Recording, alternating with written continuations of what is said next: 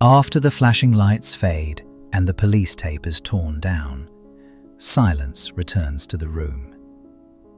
But something heavy remains behind, soaking into the floor. The world moves on, but the evidence of tragedy is frozen in place. Someone has to step into that stillness to erase the final traces of a life ended. We call them crime scene cleaners, but really, they are the archivists of the end. They arrive when the screaming has stopped and the grieving begins. Society pretends this work doesn't exist because acknowledging it admits that death is messy. We want to believe people just fade away, but they don't. From unattended deaths to violent endings, they face what we refuse to see. They are the ones who scrub the floors so life can pretend to continue on. It isn't just the blood that haunts them. It is the ordinary items sitting next to it. A half-finished cup of coffee. A family photo smiling at the ruin. They step into the intimate ruins of a stranger's existence. The smell of decomposition clings to their clothes, a scent that no soap can wash away. The silence in these rooms is heavy, thick with the echo of what just happened. They see death not as a concept, but as a stain on the living world. Walls painted with the chaos of a final moment tell a story no one wanted to read. To do this job is to stand in the wreckage of the human experience. No training manual can prepare the mind for the reality of the first day. The brain rebels, struggling to process the biology of a fellow human being. To survive, they learn to flip a switch deep inside the psyche. Dissociation becomes a shield, creating a safe distance between the self and the horror. They look at a tragedy and force their eyes to see only a chemistry problem.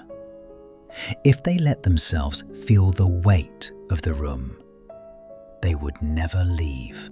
It is a survival mechanism born of necessity, a way to keep the darkness from entering the soul. But the body keeps the score, even when the mind forgets. They build mental walls, using dark humor to rob death of its terrible power. They laugh to keep from screaming, finding absurdity in the absolute end. But compartmentalization is an imperfect art. The walls eventually develop cracks. The images they suppress wait for the quiet moments to resurface. Sleep becomes a battlefield where the faces they never met in life appear in dreams. They carry the heavy weight of shadows that do not belong to them. Relationships strain under the burden of what cannot be shared over dinner. How do you explain the heavy metallic smell of death to someone you love? This is the psychological price of being a janitor for the Reaper. They develop a hypervigilance, scanning every room for the signs of how it ends. There is a strange, haunting intimacy in cleaning up after a stranger. They learn the deepest secrets of a life by sifting through what was left behind. Prescription bottles tell of hidden illnesses. Clutter speaks of profound loneliness. They become the last witnesses to a story that ended in silence. A bond forms between the cleaner and the departed, a connection forged in the aftermath. They are the only ones who see the truth of the final moment. If you have ever felt truly invisible, imagine your life story told only by your debris. These cleaners honor that debris simply by handling it with care. They hold space for the dead in a way the living often cannot. It is a quiet act of reverence, acknowledging that a person existed here, in this room. For the families left behind, these technicians are invisible healers.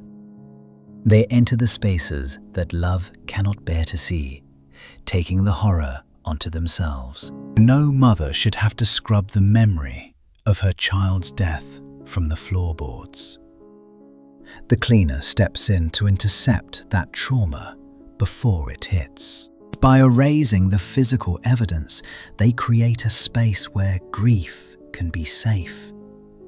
They restore the home so the family doesn't have to relive the violence. It is an act of profound mercy disguised as manual labor.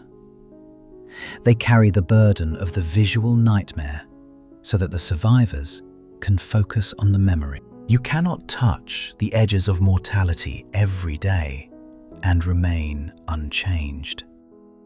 The trivial worries of modern life begin to dissolve into meaningless noise.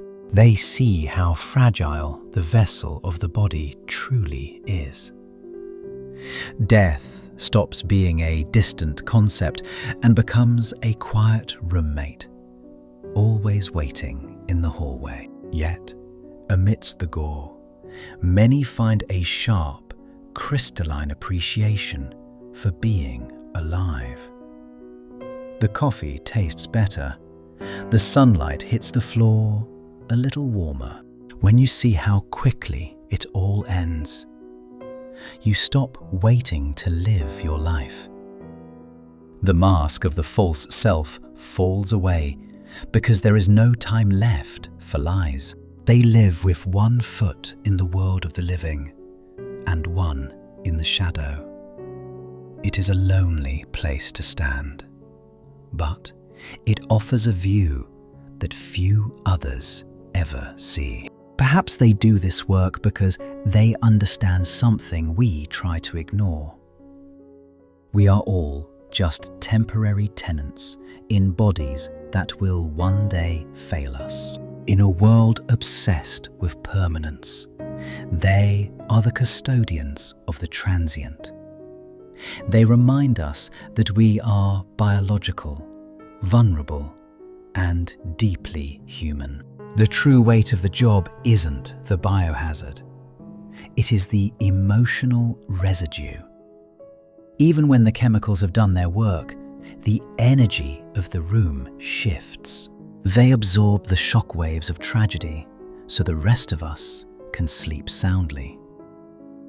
They are the sin eaters of the modern age, consuming the evidence of our pain. The room looks normal again. The walls repainted, the carpet replaced. But the cleaner walks away carrying a ghost that no chemical can ever dissolve. They go home to their families, washing their hands of the day's sorrow. But a part of them always stays behind in those quiet, empty rooms they cleared. Next time you walk past a house that feels strangely quiet, remember them. Remember the ones who stay behind to clean up the pieces when the world breaks. If you have ever had to be the strong one while you were breaking inside, share your story below. We are all cleaning up invisible messes in our own ways.